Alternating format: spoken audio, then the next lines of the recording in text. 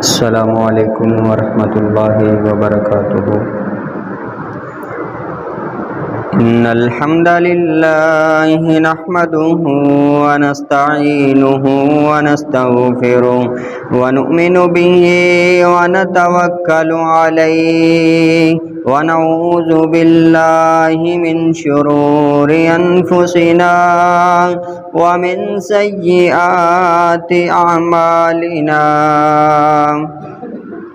من يهده الله فلا مضل له ومن يضلله فلا هادي له، أشهد أن لا إله إلا الله وحده لا شريك له، وأشهد أن محمدًا عبده ورسوله، أرسله الله بالحق بين يدي الساعة بشيرا ونذيرا، من يطع الله ورسوله فقد رشد واهتدى،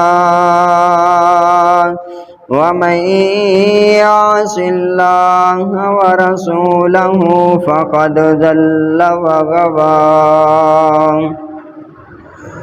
اللهم صل على محمد وعلى أزواجه وذريته كما صليت على إبراهيم، وبارك على محمد وعلى أزواجه وذريته كما باركت على آل إبراهيم إنك حميد مجيد۔ يا أيها الذين آمنوا اتقوا الله حق تقاته ولا تموتن إلا وأنتم مسلمون۔ يا أيها الناس اتقوا ربكم الذي خلقكم من نفس واحدة وخلق منها زوجها وبث منهما رجالا كثيرا ونساء، واتقوا الله الذي تساءلون به والأرحام، إن الله كان عليكم رقيبا۔ يا أيها الذين آمنوا اتقوا الله وقولوا قولا سديدا يصلح لكم أعمالكم ويغفر لكم ذنوبكم، ومن يطع الله ورسوله فقد فاز فوزا عظيما۔ أما بعد فإن خير الحديث كتاب الله، وخير الهدي هدي محمد صلى الله عليه وسلم، وشر الأمور محدثاتها، وكل محدثة بدعة، وكل بدعة ضلالة، وكل ضلالة في النار۔ أعوذ بالله السميع العليم من الشيطان الرجيم، من همزه ونفخه ونفسه، بسم الله الرحمن الرحيم۔ واذكر في الكتاب إبراهيم إنه كان صديقا نبيا، رب اشرح لي صدري ويسر لي أمري واحلل عقدة من لساني يفقهوا قولي رب زدني علما رب زدني فهما سبحانك لا علم لنا إلا ما علمتنا إنك أنت العليم الحكيم سبحان ربك رب العزة عما يصفون وسلام على المرسلين والحمد لله رب العالمين۔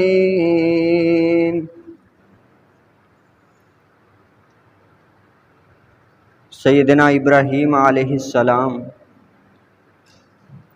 ان کے فضائل اور ان کی سیرت کا تذکرہ کیا جا رہا تھا،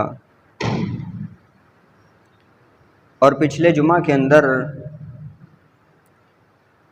یہاں تک بات بیان کی گئی تھی کہ جب سیدنا ابراہیم علیہ السلام نے ایک اللہ رب العزت کی دعوت سرعام دی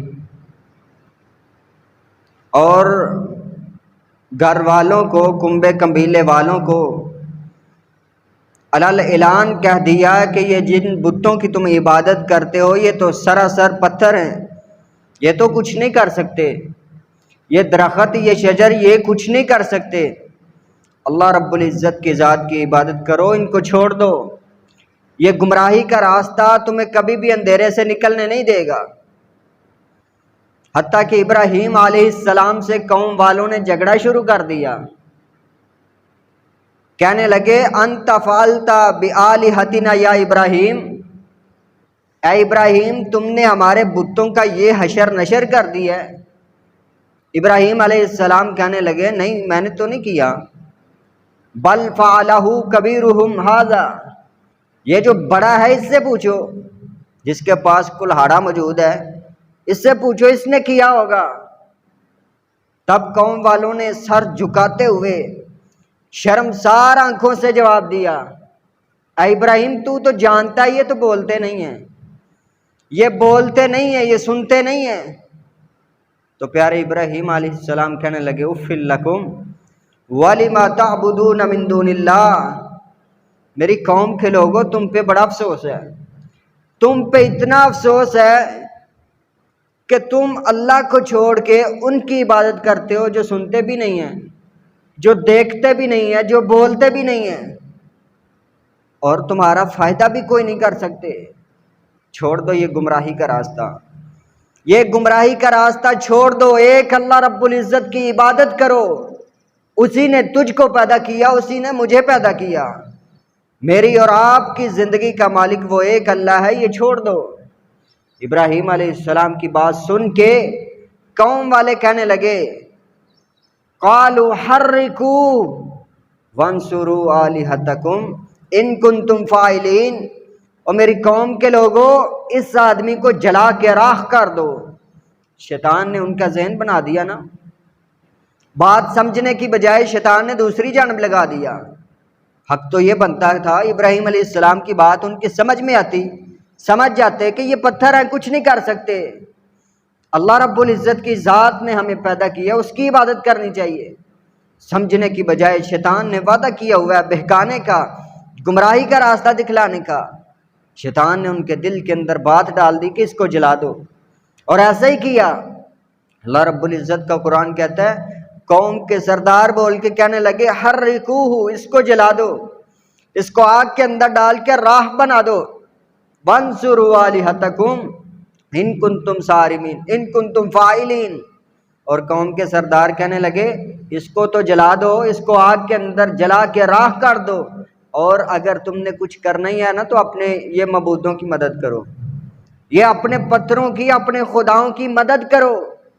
اتنا جہالت کا اندھیرا اور عقل کے اوپر اتنا پردہ ڈال دیا شیطان نے، عقل ختم ہو گئی ہے۔ کہتے ہیں یہ مشرک ہونے کے لیے بیوقوف ہونا ضروری ہے، جب انسان کی عقل خراب ہو جاتی ہے عقل بند ہو جاتی ہے، پھر انسان سیدھا راستہ چھوڑ کے اللہ رب العزت کی ذات کو چھوڑ کے پھر انسان داغوں کے اوپر یقین کرتا ہے، پھر انسان پتھروں سے ڈرنے لگتا ہے، یہ شجروں سے درختوں سے ڈرنے لگتا ہے۔ جب اللہ رب العزت کی ذات کا خوف نکل جائے اور جس دل کے اندر ایمان ہو اللہ رب العزت کا، جس دل کے اندر یقین ہو، توکل ہو، اللہ کا بھروسہ ہو، اللہ کا ڈر ہو، وہ پھر ساری کائنات سے نہیں بلکہ ایک اللہ رب العزت سے ڈرتا ہے، وہ کسی چیز سے نہیں ڈرتا۔ انہوں نے اپنے منصوبے کے تحت ایک بہت بڑی آگ جلانے کا منصوبہ بنایا۔ دن بھر جو بھی انسان لکڑیاں کاٹنے کے لیے جنگلوں کی طرف گیا ہوا تھا، جن کا بسیرا اور گزارا لکڑیاں کاٹ کے فروخت کر کے گھر کو چلانا تھا، اپنے کھانے کا بندوبست کرنا تھا، وہ سارے کے سارے لوگ دن بھر کی ساری لکڑیاں لے کے ایک میدان میں آ گئے۔ ایک میدان میں ہر انسان اپنا اپنا حصہ ڈال رہا ہے، ہر انسان اس کار ثواب کے اندر حصہ ڈال رہا ہے جو انہوں نے اپنی جانب سے ایک منصوبہ بنایا ہوا تھا۔ ہر انسان جا رہا ہے، لکڑیاں کاٹ کاٹ کے ایک میدان میں رکھ رہا ہے۔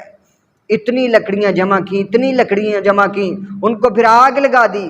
مفسرین لکھتے ہیں اتنی بڑی آگ جلائی انہوں نے، آسمان کی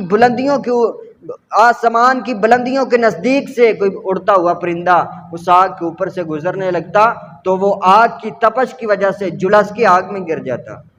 اتنی بڑی آگ، جب اتنی بڑی آگ جلا دی پھر پریشان ہو گئے، پھر پریشان ہونے لگے اب کیا کریں، اس آگ کے تو قریب کھڑا ہوا نہیں جا رہا، اتنی تپش ہے، اتنا درجہ حرارت ہے، اتنی اس کی حرارت ہے، اب ابراہیم کو اس کے اندر پھینکنا کیسے ہے؟ شیطان پے در پے ان کو منصوبے بتلا رہا ہے۔ اب اس نے ایک نئی چال چل دی ہے۔ شیطان بزرگ انسان کی شکل کے اندر آ کے سرداروں کے پاس کہنے لگا آگ تم نے جلا دی ہے، اب ایک جھولا تیار کرو۔ اللہ رب العزت کا قرآن پاک کہنے لگا ایک جھولا تیار کرو، اس کے اندر اس کو بٹھا کے جھولا جلا کے آگ کے اندر پھینک دو۔ چنانچہ ایسے ہی انہوں نے کیا، جھولے کے اندر بٹھا کے ابراہیم علیہ السلام کو جھولا جلا کے آگ کے اندر پھینک دیا۔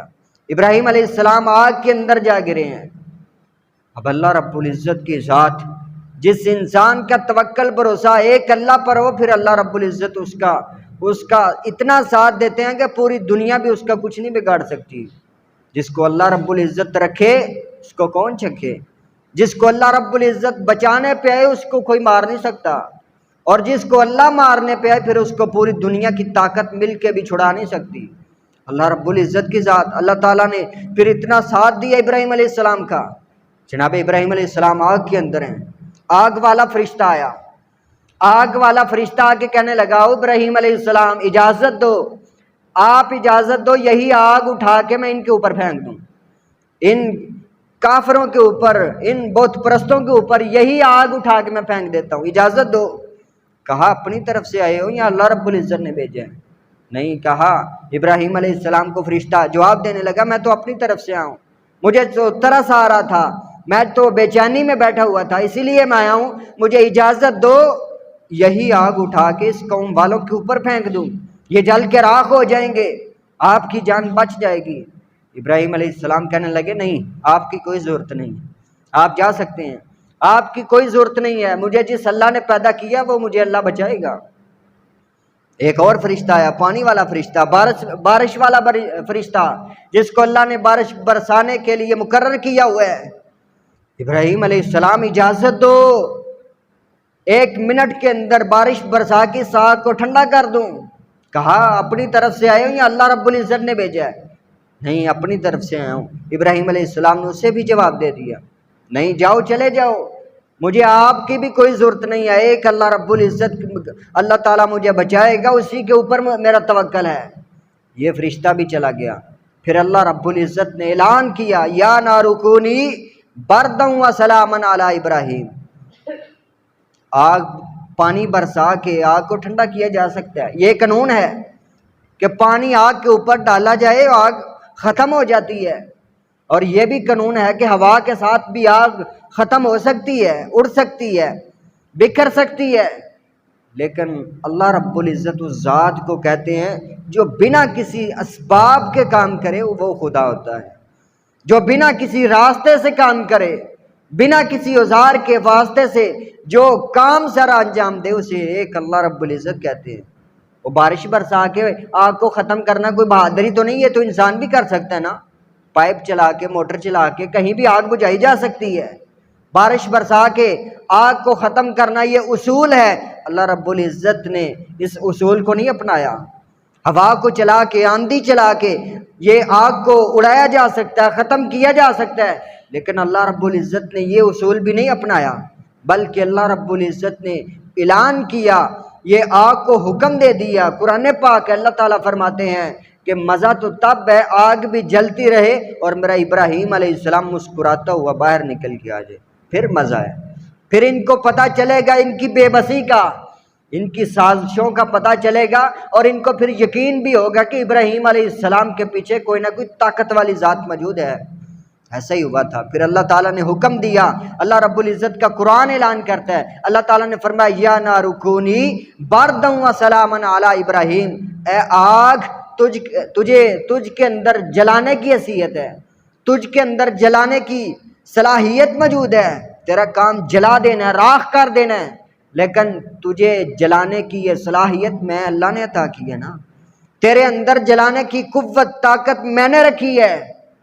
آگ تیرا کام جلا دینا ہے، لیکن میرا ہی حکم ہے کونی بردًا وسلاما علی ابراہیم، میرے ابراہیم علیہ السلام کے لیے ٹھنڈی ہو جا، جلتی تو رہنا ہے جتنی دیر تک یہ لکڑیاں جل نہیں جاتی، لیکن میرے ابراہیم علیہ السلام کا نقصان نہیں ہونا چاہیے، ٹھنڈی ہو جا میرے ابراہیم علیہ السلام پر۔ مفسرین نے اس آیت کے تفسیر کے اندر، تذکرے کے اندر یہ بات بیان کی ہے کہ اللہ رب العزت نے الفاظ یہاں بولے ہیں سلاما علی ابراہیم، ٹھنڈی ہو جا میرے ابراہیم علیہ السلام کے لیے، اتنی زیادہ ٹھنڈی نہیں ہونا کہ میرے ابراہیم کو کہیں سردی نہ لگنے لگے، سلامتی والی بن جانا ہے جس کے اندر پرامن سلوک کے اندر انسان سلامت رہتا ہے۔ مفسرین بیان کرتے ہیں کہ یہ آگ اتنی بڑی ظالموں نے جلائی تھی، 40 دن تک جلتی رہی تھی، 40 دن تک اس کے شعلے جلتے رہے تھے۔ 40 دن کے بعد جب یہ لکڑیاں ختم ہوئیں، آگ بجھ گئی، ابراہیم علیہ السلام مسکراتے ہوئے گلاب کے پھول کی طرح باہر نکل آئے۔ جب قوم والوں نے دیکھا بڑے حیران، بڑے پریشان، اتنی بڑی آگ ہے ہم سے پاس کھڑا نہیں ہوا جا رہا ہے، جس کی اتنی حرارت، اتنی تپش، جس کی تپش دور دور کی طرف گھاس کو اور درختوں کو جلانے کے اوپر تلی ہے، ابراہیم اس کے درمیان کے اندر تھا، لیکن یہ تو مسکراتا ہوا باہر آ گیا ہے۔ کون سی چیز ہے جس نے اسے جلانے کے لیے روک دی ہے؟ اس کا تو ایک بال بھی جلا نہیں ہے، یہ تو بالکل سلامت مسکراتا ہوا باہر آ گیا ہے۔ اب شیطان نے ایک اور وسوسہ ڈال دیا، شیطان نے کہا یہ انسان نہیں، یہ جادوگر ہے، یہ انسان نہیں، یہ جادوگر ہے۔ کسی بھی انسان کو، حیوان کو، جانور کو آگ کے اندر پھینکو وہ تو جل جائے گا، آگ اس کا نقصان کر دے گی۔ اور یہ کون سی ذات ہمارے درمیان پیدا ہو چکی ہے جس کے اوپر آگ نے بھی اثر نہیں کیا؟ یہ کون سا فرد پیدا ہو چکا ہے آزر کے گھر کے اندر، اور جسے آگ بھی نقصان نہیں پہنچا سکتی؟ اب شیطان نے ان کے دلوں کے اندر ڈالا یہ انسان نہیں بلکہ یہ تو ایک بہت بڑا جادوگر ہے، اس کا مقابلہ جادو سے کیا جائے گا۔ چنانچہ ابراہیم علیہ السلام کے اور زیادہ امتحان شروع ہو گئے، آزمائشیں ہی آزمائشیں۔ آنکھ کھولی تو ایسے گھرانے کے اندر جو بتوں کی عبادت کرنے والا ہے، ان کا باپ پتھروں کو تراش کے بت بنا کے بیچنے والا اور ان پتھروں کی عبادت کرنے والا، قبیلہ ہی بت پرستی والا، خاندان ہی بت پرستی والا، ساری قوم کے لوگ بتوں کی عبادت کرنے والے۔ ابراہیم علیہ السلام کے لیے یہ بہت بڑی آزمائش تھی، بہت بڑا امتحان تھا، اور یہ امتحان چلتے چلتے یہاں تک آ پہنچا، قوم والے کہنے لگے یہ تو بہت بڑا جادوگر ہے۔ نمرود کے ساتھ ابراہیم علیہ السلام کی ٹکر لگ گئی۔ اب یہ نمرود اتنا بڑا بادشاہ تھا، آپ جانتے ہیں کہ آپ اپنے آپ کو کہتا تھا میں سب سے بڑا خدا ہوں، انا ربکم الاعلی، میں سب سے بڑا رب ہوں۔ اور انہی قوموں کے اندر، بنی اسرائیلیوں کے اندر ایک فرعون بھی پیدا ہوا تھا جو اپنے آپ کو انا ربکم الاعلی کہتا تھا، جس کی ٹکر سیدنا موسیٰ علیہ السلام کے ساتھ آئی، جس کی جنگ اور لڑائی موسیٰ علیہ السلام کے ساتھ تھی۔ یہ اسلام اور کفر کا مارکا، یہ اللہ رب العزت کی توحید اور بت پرستی کا معاملہ شروع سے چلتا ہوا آ رہا ہے۔ وہ الگ بات ہے کہ آج میرے اور آپ کے دیش کے اندر قبر پرستی کے اندر مبتلا ہو چکے ہیں۔ پہلے بت پرستی کے اندر تھا، اب قبر پرستی کے اندر آ چکے ہیں۔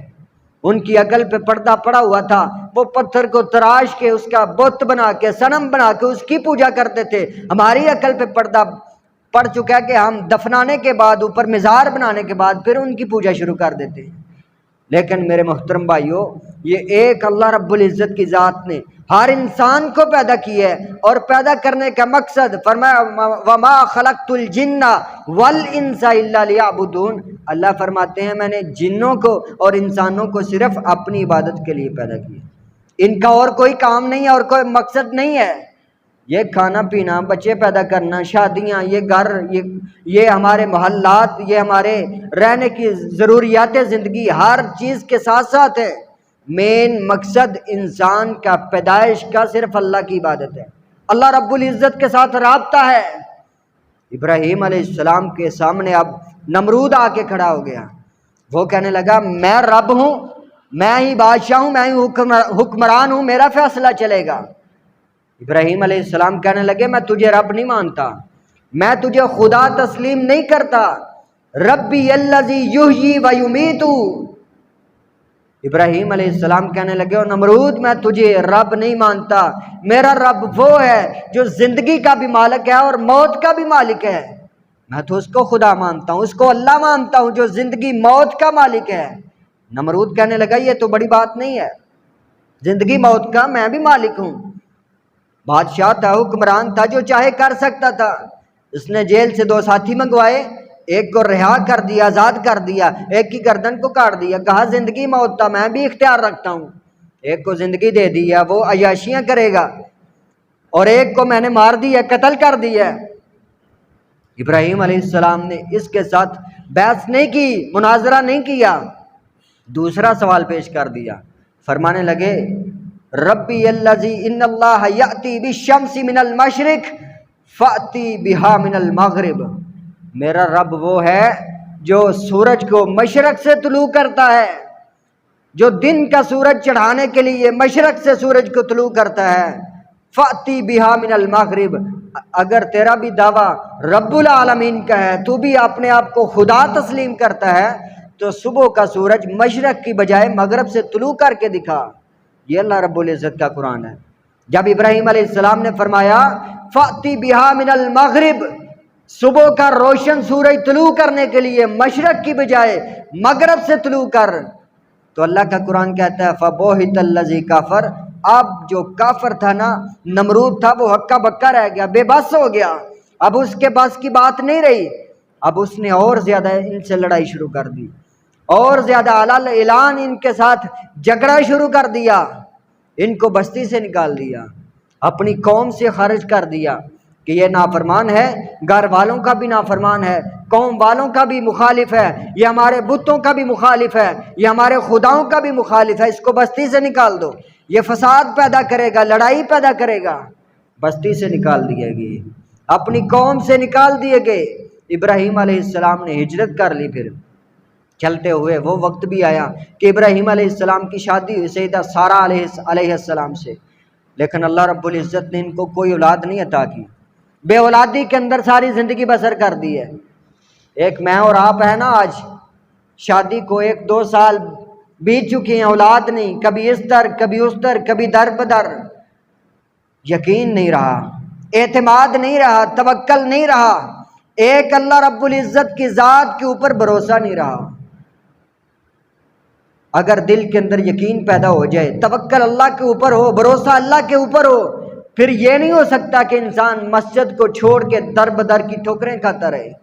بھائی تجھے بھی پیدا کرنے والا ایک اللہ، تجھے اولاد دینے کا اختیار بھی اللہ کے پاس ہے، تجھے پیدا کرنے والا ایک اللہ، تجھے رزق دینے والا بھی ایک اللہ ہے، تجھے اولاد بھی عطا کرے گا تو ایک اللہ۔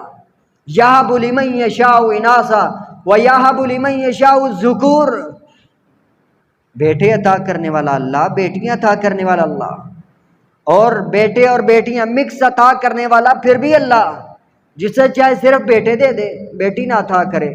یعقوب علیہ السلام کی مثال دیکھیں، اللہ رب العزت نے 12 بیٹوں کی فوج عطا کی تھی لیکن بیٹی کوئی نہیں ہے۔ سیدنا شعیب علیہ السلام کو اللہ نے بیٹیاں ہی عطا کر دی ہیں، بڑھاپے کے اندر سہارا بننے والا بیٹا ہی کوئی نہیں ہے۔ اور اسی طرح اللہ رب العزت بے اولاد رکھے ساری زندگی، یہ تو اللہ کے معاملات ہیں، یہ اللہ کے خزانے ہیں۔ اتنا بڑا جہاد، اتنے بڑے امتحانات، اتنی بڑی آزمائشیں، لیکن اس کے باوجود بھی اللہ تعالیٰ نے اپنے خلیل پیغمبر سیدنا ابراہیم علیہ السلام کو اولاد عطا نہیں کی۔ چلتے جا رہے ہیں، ایک سفر ہو رہا ہے، ایک جگہ بستی آئی، بڑی ظالموں کی بستی ہے، رات کا وقت تھا، بستی کے اندر پناہ لی ہے۔ اب یہ بستی کا جو ظالم جابر بادشاہ تھا، یہ اپنی بستی کے اندر داخل ہونے والی کسی بھی لڑکی کو چھوڑتا نہیں تھا۔ اتنا ظالم اور جابر اور بدکار فحشہ قسم کا یہ انسان تھا۔ اس کے گماشتوں نے، اس کے فوجیوں نے اسے خبر دی کہ ہماری بستی کے اندر ایک نوجوان آیا، اس کا نام ابراہیم ہے، اور اس کے ساتھ ایک نوجوان لڑکی ہے جو اس کی بیوی ہے۔ اس نے اپنی گندی سوچ کے تحت اس کو اپنے محل کے اندر بلایا، ابراہیم علیہ السلام کو اپنے محل میں بلایا، اور سارہ علیہ السلام کو علیحدہ کمرے کے اندر بلا لیا۔ اپنی گندی سوچ، گندی ذہنیت کے مطابق سیدہ سارہ علیہ السلام کے قریب ہونے لگا۔ اللہ رب العزت کا امتحان اور آزمائش جب ایمان والوں کے اوپر آئے تب ان کا ایمان اور بڑھ جاتا ہے کہ اللہ رب العزت نے آزمائش میں ڈالا وہی نکالے گا۔ سیدہ سارہ علیہ السلام نے اپنی زبان سے دعا کی، الفاظ عطا کی، اللہم لا تسلط علیہ کافرا، اے اللہ میرے اوپر اس کافر کو، اس ظالم کو مسلط ہونے سے مجھے محفوظ کر لے، اللہ مجھے پناہ دے دے، مجھے حفاظت دے دے، یہ کافر میرے اوپر مسلط نہ ہو۔ اللہ رب العزت نے فوراً دعا قبول کی۔